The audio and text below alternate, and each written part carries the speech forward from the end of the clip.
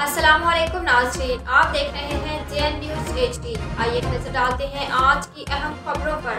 जमीन फटी न आसमान गिरा। जिस बलोच खातून ने कुरान पाक उठाकर अपनी और अपने बच्चों की जान बचाने के लिए अपील की, आज उस खातून और उसके 2 जवान बेटों की लाशें बारखा में एक कुएं से बरामद हुई। खान मोहम्मद उर्फ इस्माइल मरी के मुताबिक लाशें मेरी अहलिया, बड़े बेटे मोहम्मद नवाज और मेरे दूसरे बेटे अब्दुल कादिर की हैं, जो कई अरसे से मिनिस्टर सरदार अब्दुर्रहमान केतरान की निजी जेल में कैद थे।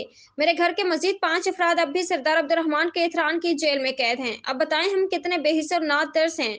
हम मन हैसियत अलकौम सब मिलकर भी एक जालिम के खिलाफ आवाज उठाने से कासिर रहे। किसी वकील ने भी हिम्मत करके इस मजलूम खानदान की केस नहीं लड़ी। खुदारा खान मोहम्मद मरी के बाकी 5 अफराद को अब्दुर्रहमान केतरान की निजी जेल से रहाई की खातिर आवाज उठाएं और जो शहीद किए गए हैं उनके हवाले से जुडिशल कमीशन तश्कील दे, ताकि पता चले कि हबस भेजा और अकूबत खानों में रखे गए इन बेचारों को किस नाकर्दा गुनाहों की सजा दी गई। वीडियो क्लिप मिला खता करें। चंद दिन कबल जमात इस्लामी के सेनेटर मुश्ताक अहमद खान ने सेनेट में इस मामला को उठाया था, लेकिन अफसोस हुक्मरानों की बेहिसी ने एक मां को बेटों समेत मौत के मुंह में धकेल दिया। याद रखें, जुल्म के खिलाफ अब भी ना उठोगे तो मिट जाओगे। ए पाकिस्तान वालों, तुम्हारी दास्तान तक ना होगी दास्तानों में।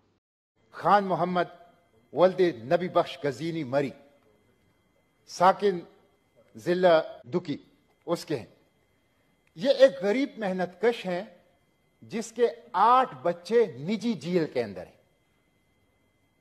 और ये मिस्टर चेयरमैन उनके बच्चों की तस्वीर है। इन 8 बच्चों में इनकी बीवी, बेटी और 6 बेटे ये एक सरदार के निजी जेल के अंदर है। और गुज़िश्ता 3-4 सालों के साथ ये जिसकी फिजिकल और सेक्शुअल